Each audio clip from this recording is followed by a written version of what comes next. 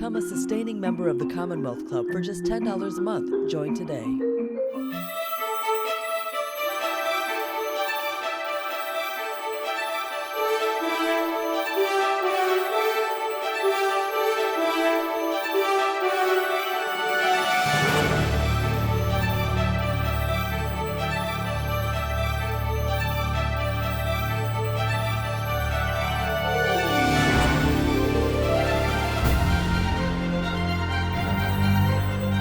Thank you, everyone, so much for joining us this afternoon. If this is the first time you've joined us for the Michelle Meow Show, the Michelle Meow Show is your A through Z covering the LGBT, LMNOP, and everyone in between. Today, we have a great program for you in which we'll discuss LGBTQ bullying in schools or youth LGBTQ bullying. Our guest is Kabir McNeely, who is an award-winning American actor who grew up in San Francisco. He began his acting career in 2015 when he played a supporting role in Ruth, a student short film. Since then, he has trained extensively with the American Conservatory Theater. In 2020, he wrote and directed an award-winning short film, Blue Girl, which he also appeared in. This year, he has released Blue Girl 2025 and Pink, Purple, and Blue. Before we begin our program with Kabir, let's watch the award-winning short film, Blue Girl.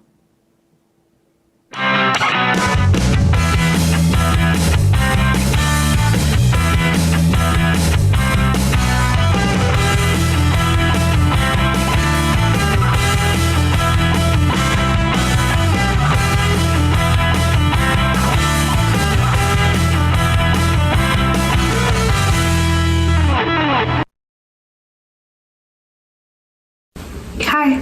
Hi, are we the first ones? I think so. We always are. Yeah. I'm so looking forward to when we can be in person again. Me too. Hello. Hello. Hi. You guys, I have to tell you something. What is it? Hey. Never mind.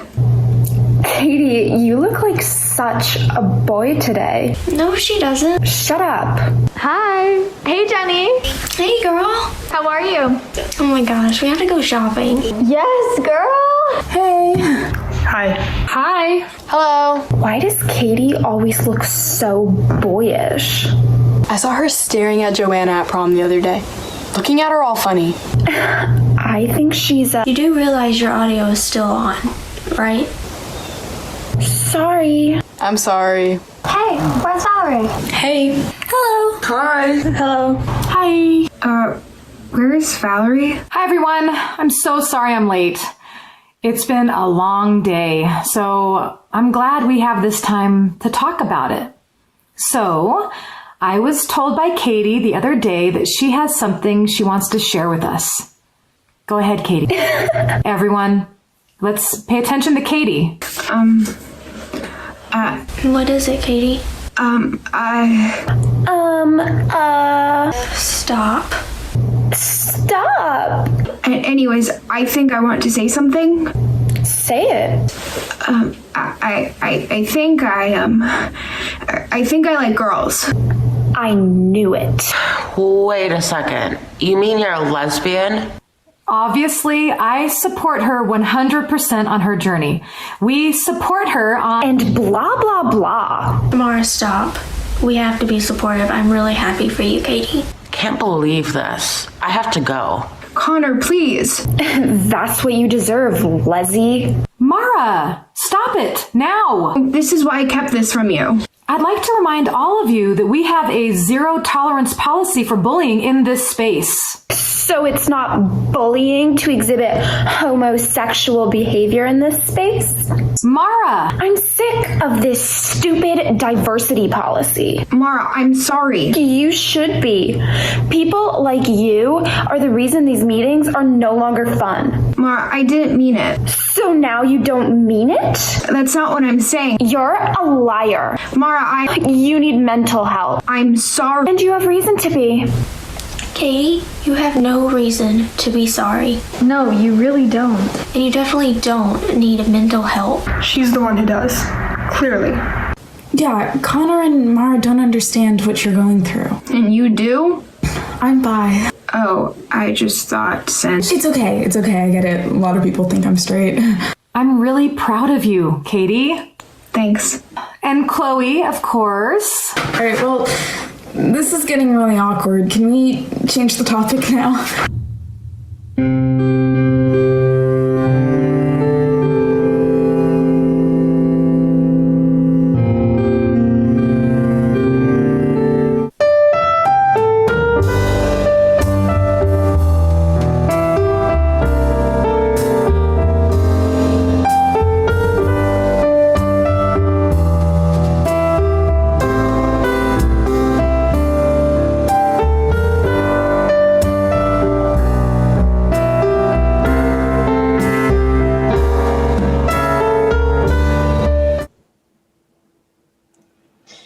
Kabir, welcome. Thank you so much for joining us here at the Commonwealth Club, and thank you for that film. Brilliant, brilliant, brilliant film. From Thank you. acting to everything. Yeah.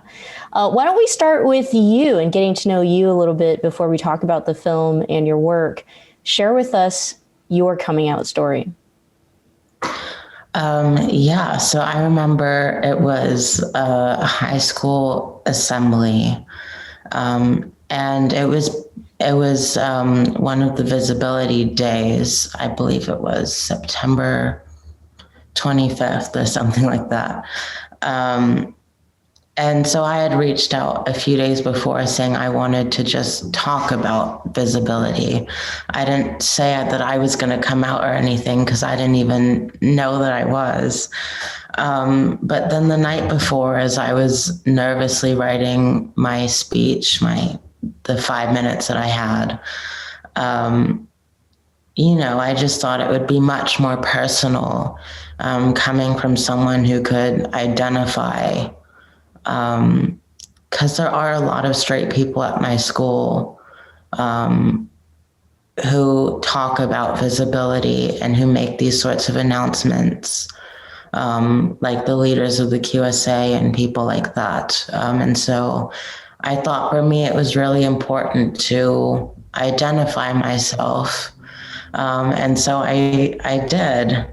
And at the end, everyone was really supportive. I got a standing ovation, which is great. But at the same time, you do have to think about why I got the standing ovation. And it's because, it's unusual. It's not something that people are used to hearing.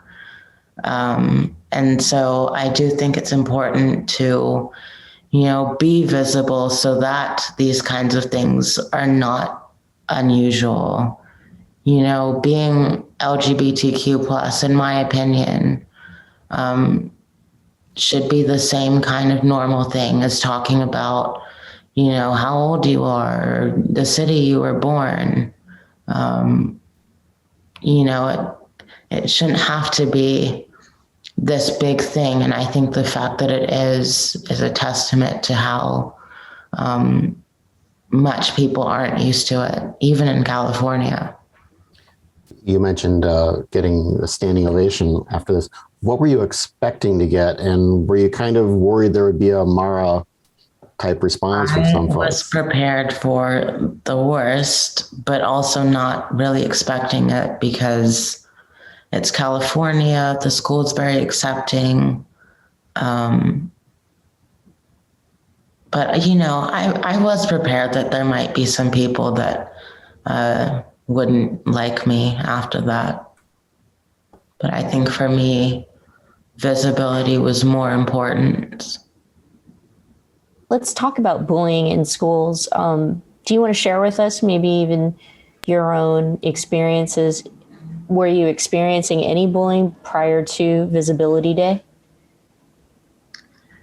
Not at high school, but at middle school there was some, because I started presenting myself a little bit differently in 8th grade. I think I always wanted to come across as this very masculine sort of dude kind of persona. That's just not mine. And so in 8th grade, I sort of stopped playing to that persona and embraced my artsiness as a male. And a lot of people weren't accepting of that. I remember there was a pair of pants that I would wear that it was pink and it had like green flowers on it. And, you know, I wore it because I liked it, which is why people should wear clothes, not because of, you know, what other people think. But several people, you know, said that the pants were kind of wacky, which they were. But then there were comments like, you know, why don't you wear this for Wacky Wednesday? Or like, you don't want to look like a clown or whatever. So I think that's sort of the tipping point where it becomes bullying for me. How did your interest in the arts and I guess eventually specifically filmmaking, do you know where that kind of originated from? And did you recognize that this is an area where, you know, you would be able to express yourself and maybe even find a bit of a refuge from some other parts of life? Yeah, so it started when I was 7 years old. One night, my dad, who I think you've had on the show before, told me a bedtime story, which I really liked. And the next day, my dad was free off work and it was just him and I at the house. And so I just sort of picked up my iPad and I narrated the story and I sort of made him act it out as I narrated it. And, you know, obviously, because it was very unplanned and all, and, you know, made on an iPad, it wasn't, you know, a great film, but it was a great experience. Such a cliched thing to say, but it's true. You know, to be able to do something spontaneously and sort of find true enjoyment in doing it. And I would go around school calling myself a child actor because I narrated it and I took that very seriously. And, you know, I think my teacher sort of had to pull my head out of the clouds after a while. But, you know, it's always fun for a 7-year-old to sort of think that they've finally made it at, you know, something that they enjoy. Let's talk about Blue Girl, the film, and the inspiration behind it. I mean, it's so interesting because when you released this film, we were pretty much going into lockdown, and it looks like it was shot in Zoom rooms. Everybody has been in Zoom for the last year. But you still felt like you were on campus, still felt like this is how, you know, kids might behave these days. But because this is how campuses work. It's interesting because I'd actually never met anyone until after the film was done, because then we started doing screenings and things when I got to meet some of the people virtually, but it was still nice. So it's very interesting because a lot of people spoke about the chemistry between the people, which is quite a weird thing to hear because we were all acting in front of our camera phones or computers, you know, and it's sort of a compilation of self-tapes, essentially, which were put together to make a film. And how did you come up with the idea to do this in the first place and then decide, okay, I'm going to do it and here's how I'm going to do it, and then to get the people to actually participate in it? I mean, what was the behind the scenes story on this? So a bit selfishly, it actually started with Connor.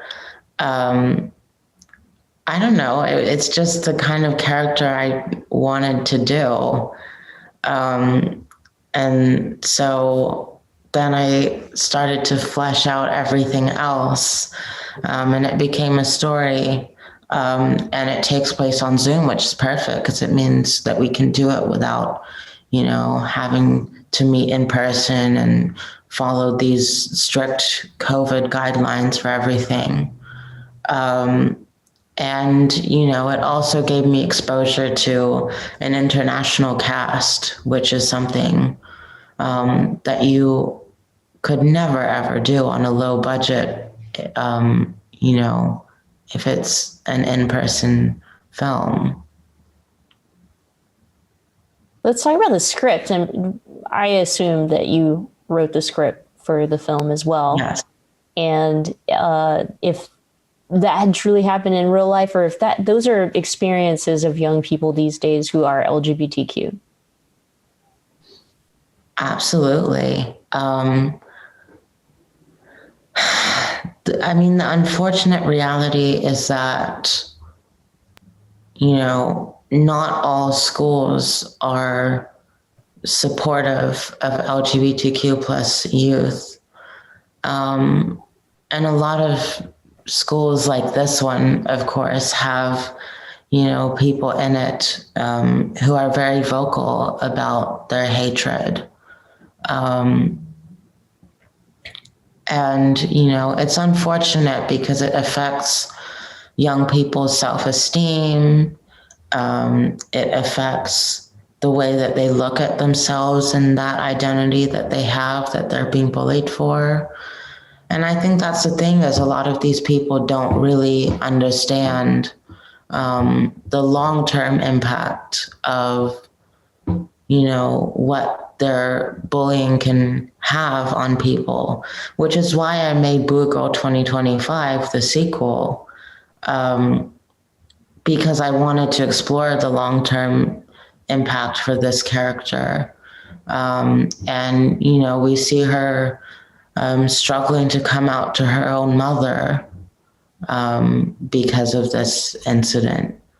So it really does have very large side effects. In the original short film, Blue Girl, I guess she's the teacher. Is it Valerie? Yes. Who's kind of guiding this. And she kind of belatedly tries to rein in Mara and some of the others. But in the most also kind of and out of it way possible. Yes. Sorry. Yeah. Well, and she kind of lets the insults go on for a while, and and it kind of reminded me of, and I don't recall who this was. This will sound like a wonky aside, but someone had once done a kind of an examination of fairy tales from like Europe and America. I think they might have done Canada separately, but what they were kind of focusing on was the role of adults in it. And how in American, the adults were almost childlike. They were looking at like the Wizard of Oz. And it was either Canada or Britain where the adults basically weren't there. Or if they were there, they kind of they weren't controlling things. They were just kind of like, almost like parents in a Peanuts cartoon, right? Talk a bit about, obviously we're going to be talking about a lot about bullying and the bullied and the bullies, but talk a bit about what adults, parents and teachers and others can do and should be doing when it comes to bullying in high school and elsewhere. And maybe, are there things they're doing wrong that they maybe think are good, but are actually not helping? Yeah. First thing is this idea of diversity of thought. It's a great thing. And I think a lot of people take it too seriously sometimes.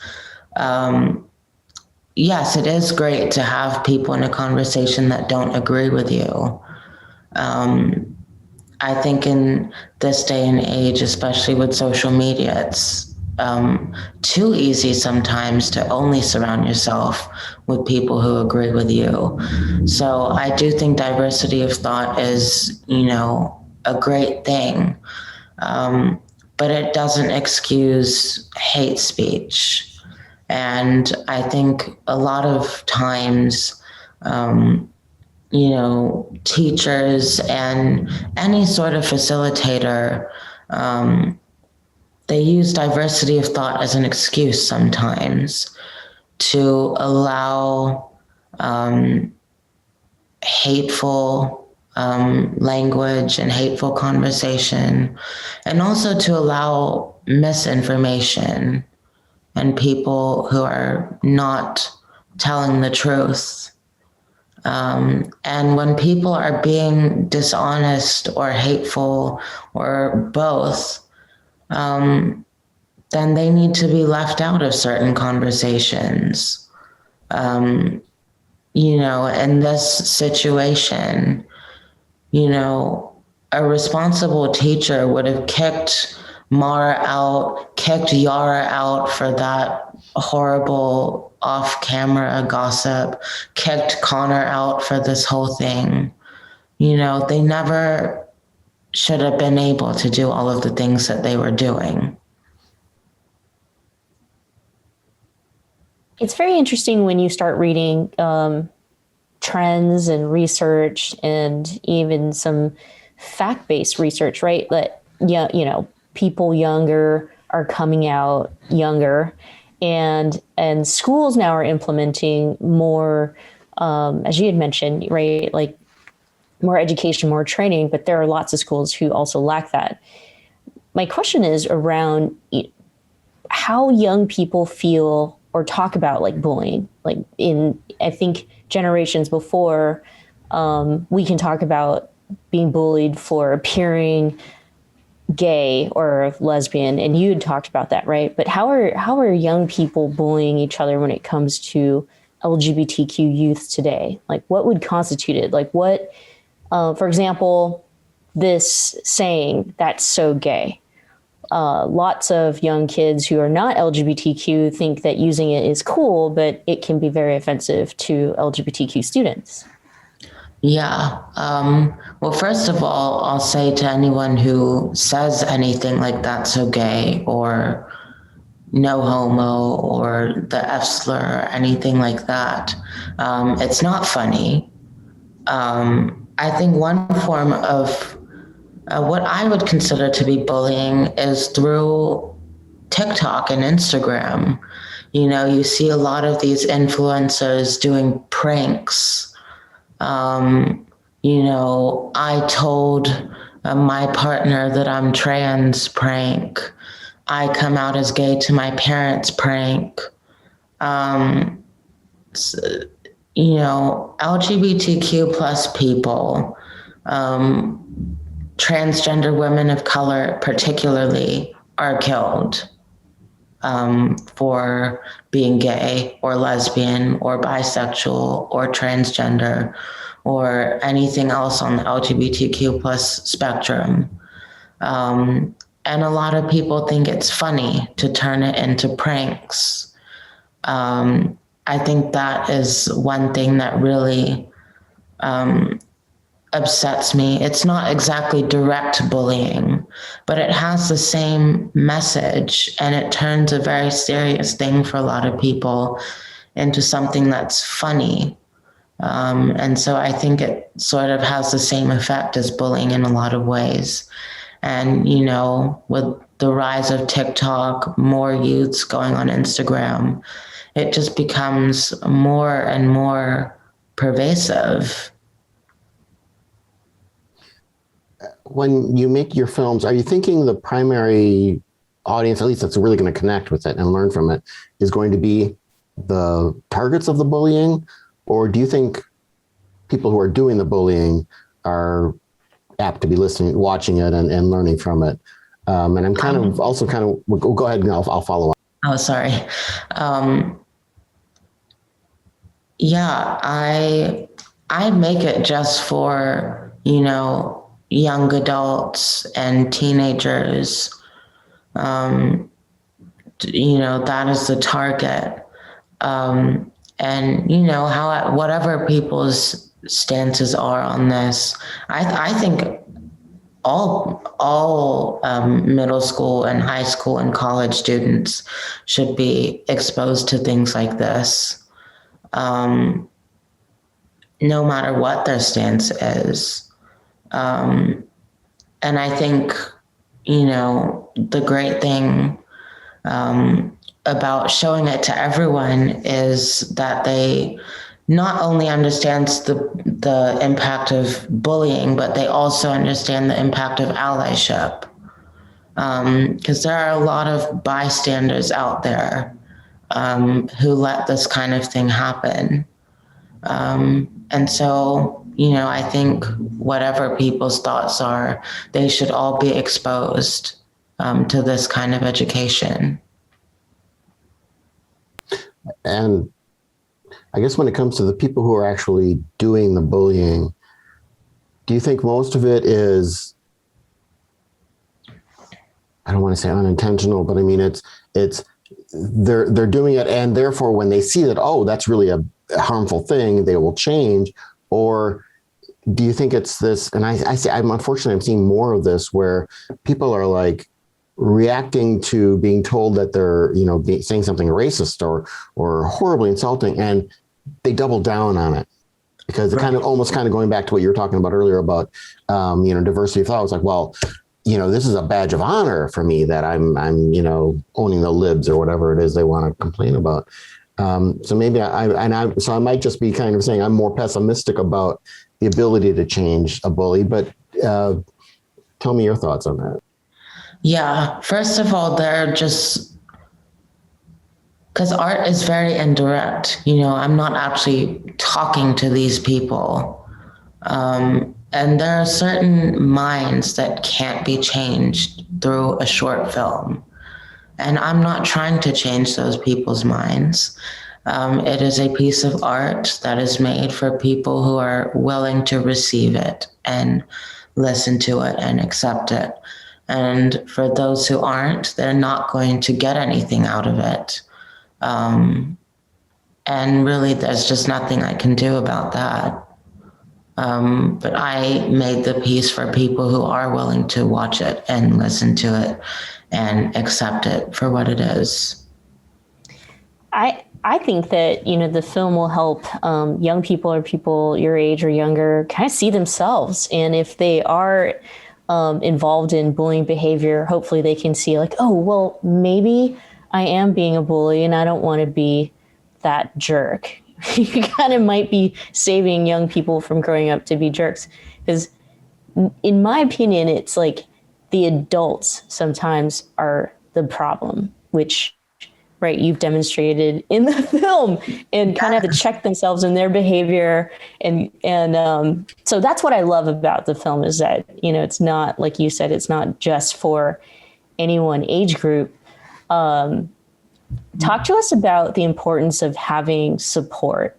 Like you mentioned your dad and being supported from the get-go, and, and also having support of your family as an LGBTQ person. First of all, let's just talk about the statistics here. Transgender identifying youth are far more likely to commit suicide or even attempt it when their parents are not supportive of them. And, I think parents need to hear that. Even if they're not accepting of the LGBTQ plus community. I think a lot of them still want their kids to live a long life. And so I think parents need to understand that by not being accepting, they are putting their child in harm's way to do terrible things to themselves. Because parental opinions, they affect a young person and even an adult child's self-esteem, self-worth, happiness, ability to succeed, and, an overall feeling of worthiness. And, you know, when the parental opinion of any part of their identity is not accepting, it's very, very harmful. And, you know, in terms of having a supportive system, it's also great to just have someone to talk to when someone isn't being supportive. You know, when someone is not being accepting of you, there's nothing more devastating than to find yourself in a situation where you have nobody to talk to. One of our viewers writes, you are fortunate that you recognized who you are at a young age. I didn't come out to myself until I was 40. I told my mother and she replied, so you finally figured that out, huh?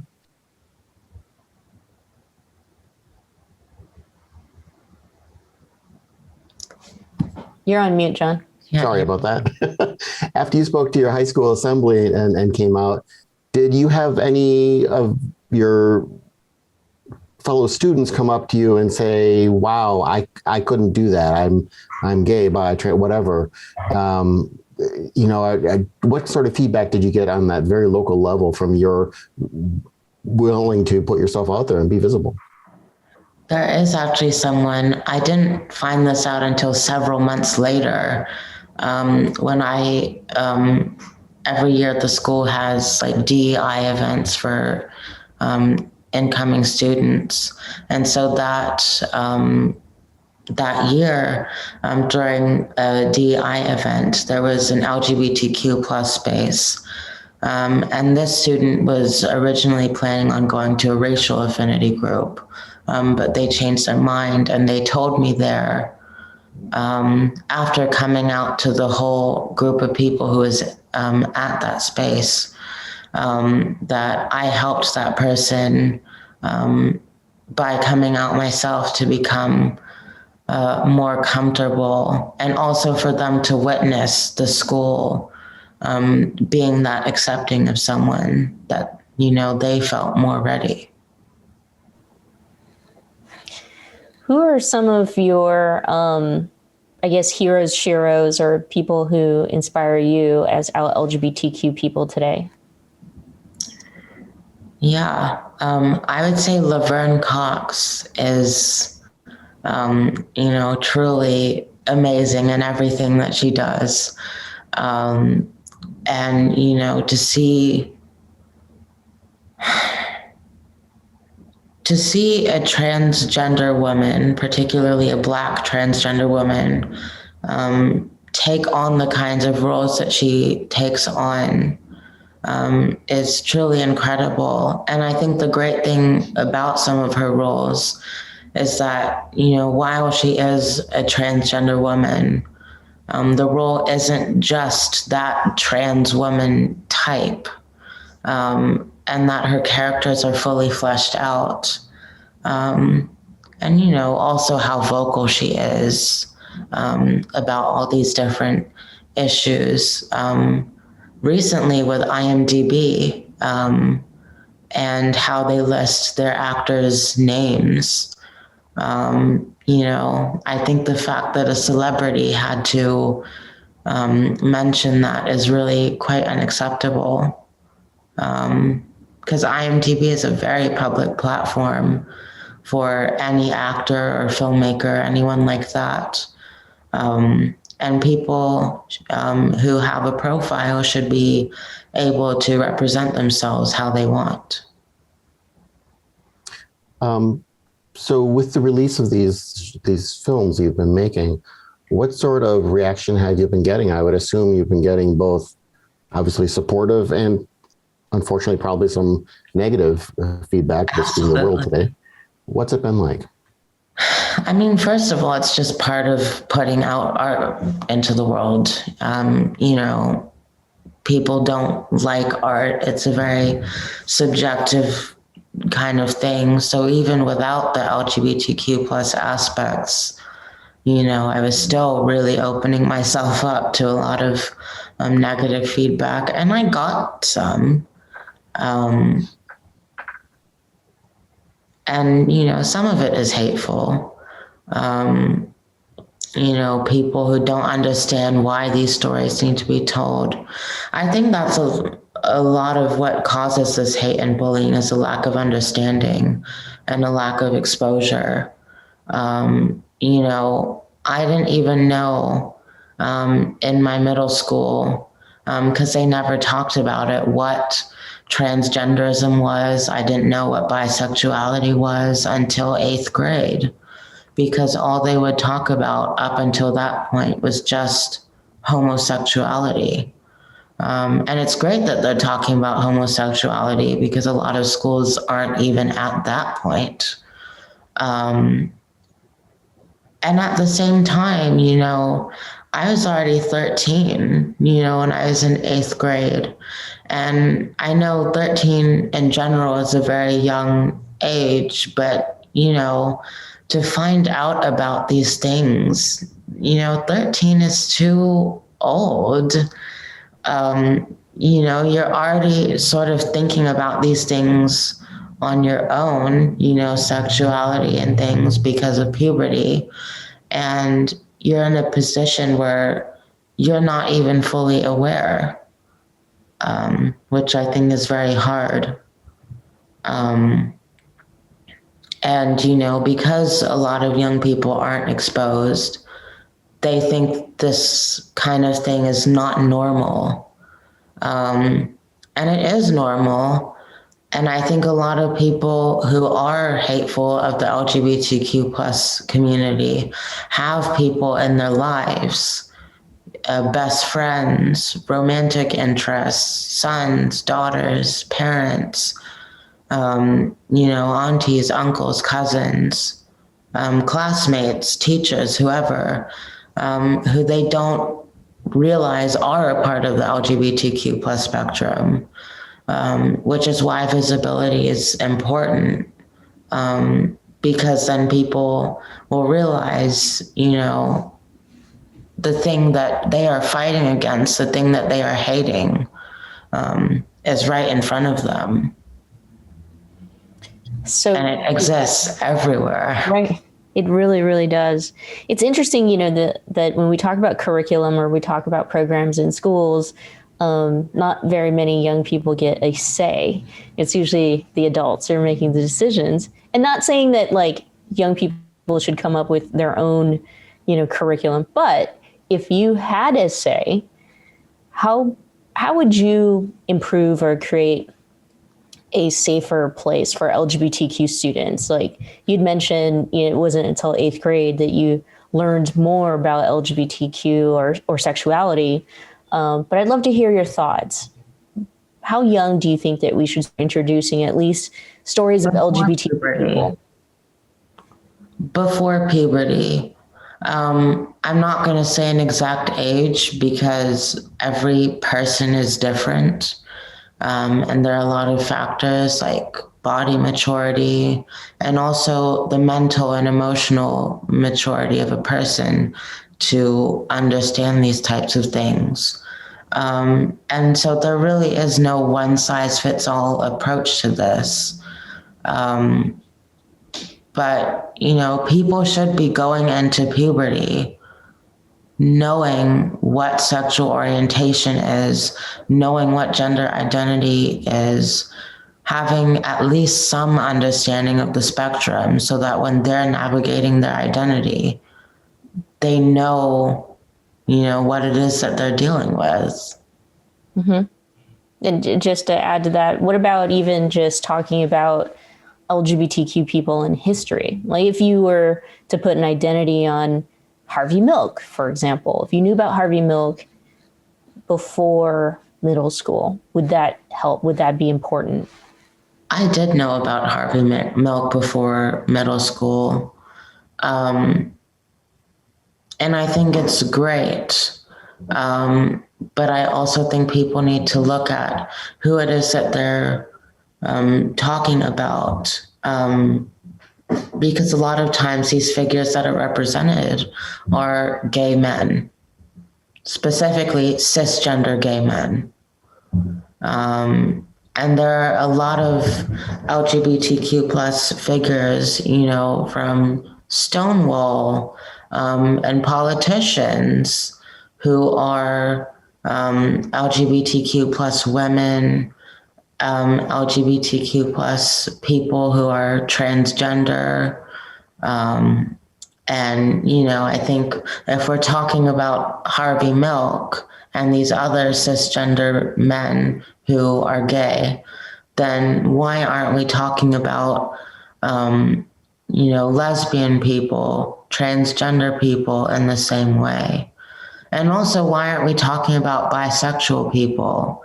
Bisexual people make up more of the LGBTQ plus spectrum than any other LGBTQ plus identity. And yet it's the least represented in the media. I'm going to apologize for my internet connection. I've been knocked off twice here, so we'll see how long I get to stay on now. Michelle, you might end up finishing the program without me. But so I apologize if I mention anything that you talked about when I was disconnected. But I want to kind of turn to filmmaking and the role it can play in addressing some of these issues. And we talked earlier kind of about who might be watching it or what they might be taking into it. Do you think, say, a documentary on this topic is perhaps more effective or less effective than a fictional piece, whether it's intended as education or entertainment? I mean, any thoughts on just kind of the different modes of using filmmaking to explore these issues? I think one thing that's unique about documentaries is that it's nonfiction, of course. And, I think exposing people to nonfiction stories that are diverse are, obviously very important. But I also think it's important for people to see themselves reflected in characters. There's something very unique and special about being able to identify with someone, at least for me, just because I know they aren't real, and it's just a true representation of, me and people like me. And I think one thing is, it's a responsibility on the actors too, not to accept,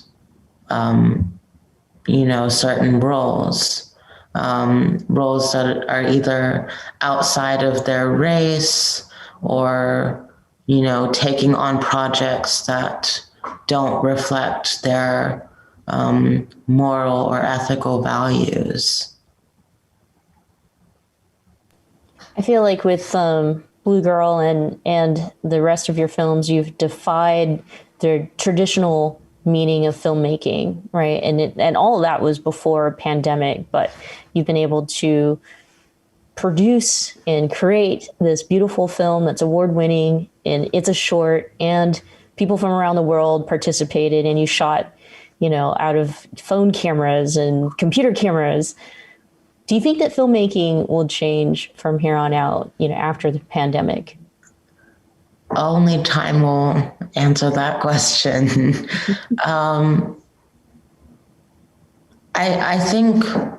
I think people are learning more ways to be creative and with less resources. And I think that is a lesson and an experience that a lot of people will take moving forward. I certainly have already sort of come to realize that. And I think people will be making less excuses now. A common excuse is I don't have the right camera for it. Or, I don't have a microphone, so I can't make a good film. Or not even a good film, I just can't make a film. And that's not true. If you have any sort of thing with a camera, like a phone even, and a software to edit on, you can make a film. You know, you don't need money or, you know, a professional level camera. And most people don't start out with all of that. Mm-hmm. And even casting, I think, to your point, you know, maybe hopefully we don't return to the excuse of not being able to cast a trans person or a non-binary person or a gender neutral person. It almost seems like, you know, nowadays, just like you said, you can do it. Here is my message to those people who make that kind of ridiculous excuse. If you cannot find a diverse cast, it is because you are not casting a wide enough net to find these people. It is not because they do not exist. It is not because they are not interested in your project and the story that you have to tell. It is only because you are not properly doing your job to find people who can tell your story and cast a wide enough net for it. In filmmaking, I'm quite passionate about that. well, in writing and producing and casting and directing your films and such, what do you, and as a writer and editor, I often would get this question: do you see yourself more as a writer or an editor? What part of that do you like the most? Do you truly want to do it all, or do you kind of see yourself more in the future focusing on acting or directing or writing? I love it all. I definitely would say my main focus is acting. But, you know, I do love the whole process. You know, the writing, the editing, producing.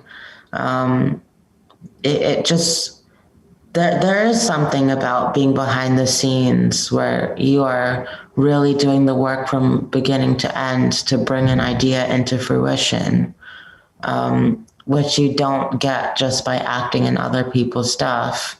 And so, you know, there is a rewarding feeling in doing that.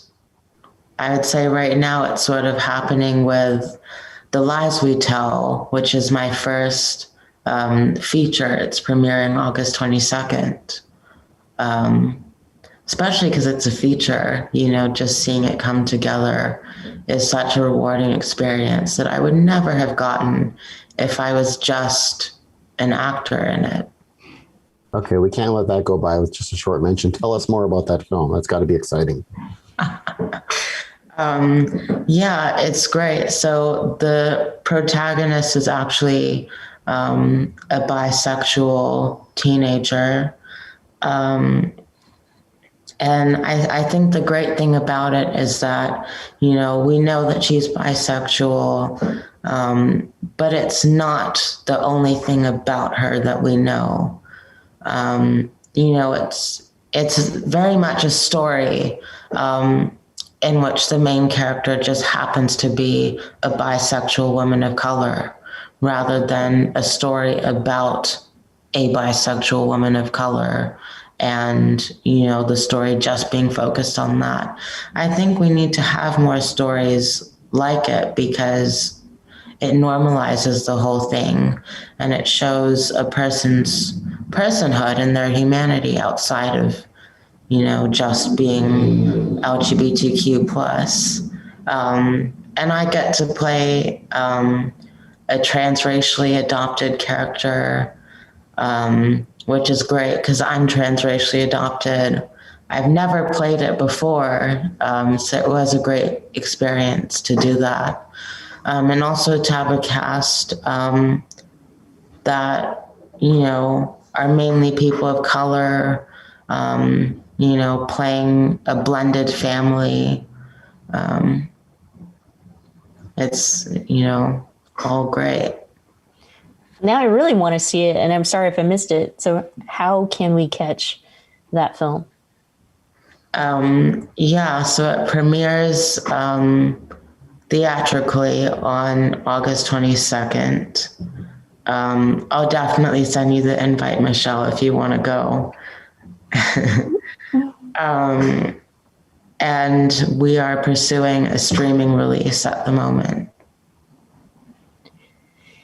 That's awesome. I'm so excited for you. I'm sorry. Say that again.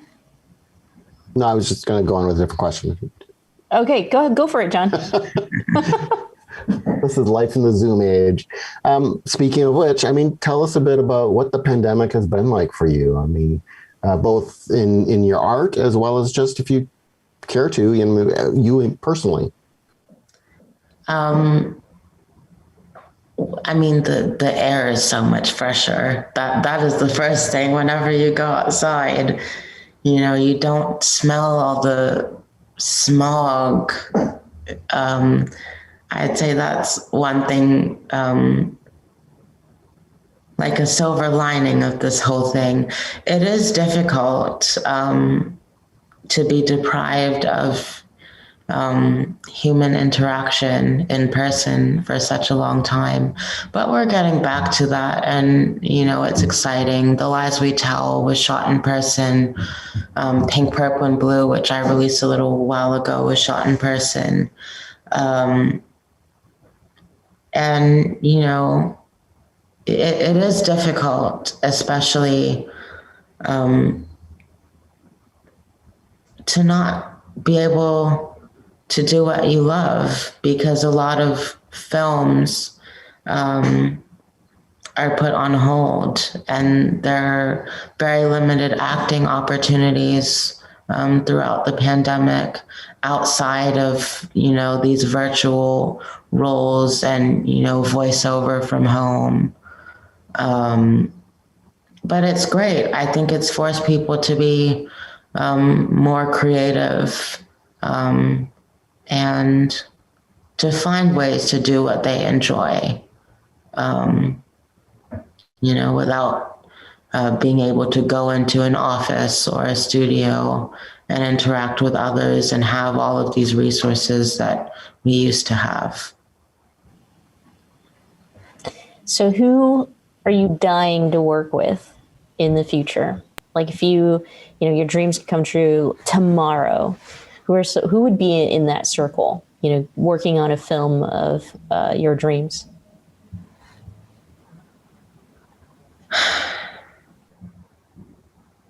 I think for me is, the dream is the work for me, not the person. I really think the dream for me is to continue to work with talented, professional, hardworking people who are good at what they do and who are all creative, and we all come together as a team to tell a story. I think that's the biggest dream for me, and it's already happened in a few projects, and so I guess for me it's really just continuing that with more incredible talent. You talked earlier about your first experience and getting inspired in making your first film. What were the first films that you fell in love with that someone else made that you just totally were captured by? Well, the first film that I ever saw in theaters was the Cars movie. And whenever you see a film in theaters for the first time, it always has a very special place in your heart. So I would say that film, and also the Toy Story movies. These are all like movies that you would never expect anyone above the age of like 7 or 8 to mention. But it is always fun to see films that you enjoyed, some of the first ones. And, they're always special in a way that more mature films that we start to gradually get exposed to just don't have. As we wind down, we always like to, leave our audience with some aspirational, things from our guests. So we always ask questions like, if you have any last words of advice. I would start with like last words of advice for adults in the education system, and when it comes to LGBTQ students. Exposure, exposing students to LGBTQ plus issues at a younger age, and exposing the whole spectrum. It's not enough to just talk about gay men. Exposing the lesbian and bisexual and transgender and queer communities are also very important.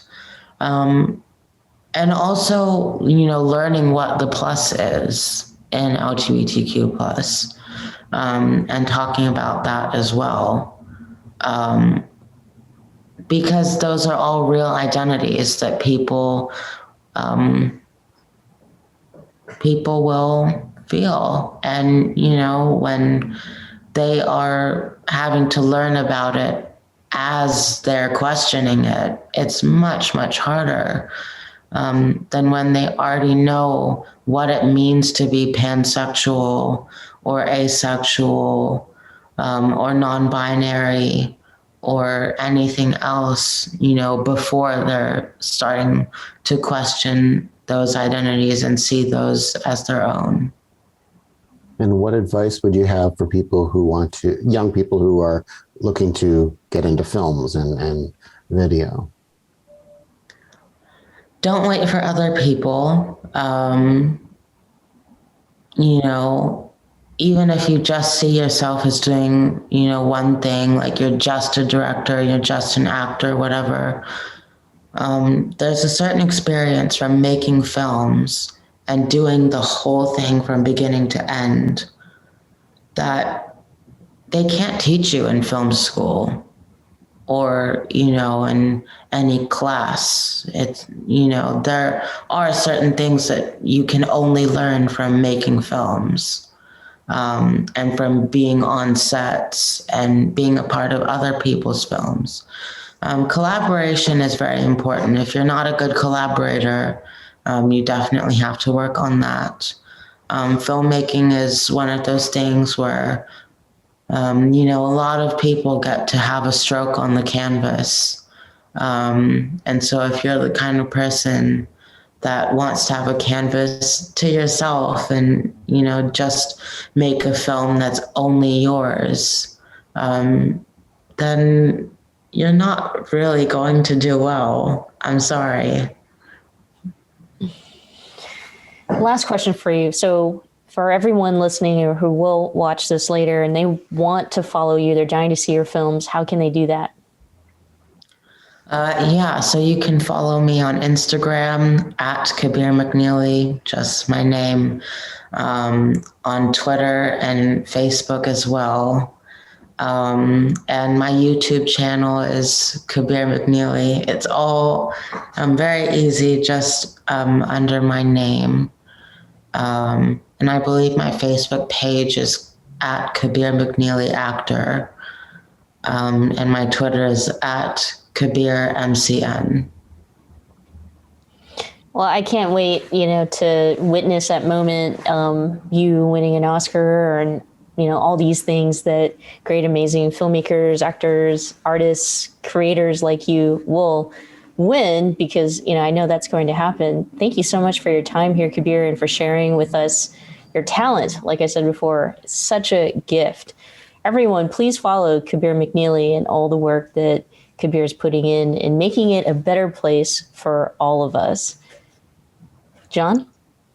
Thank you again to our special guest, Kabir McNeely, on this Michelle Meow Show at the Commonwealth Club of California. Thanks to all of you watching or listening to us online. Feel free to share this video or podcast with friends, family, and others in your network. You can find more programs at commonwealthclub.org/MMS. Stay safe and have a good weekend. Bye.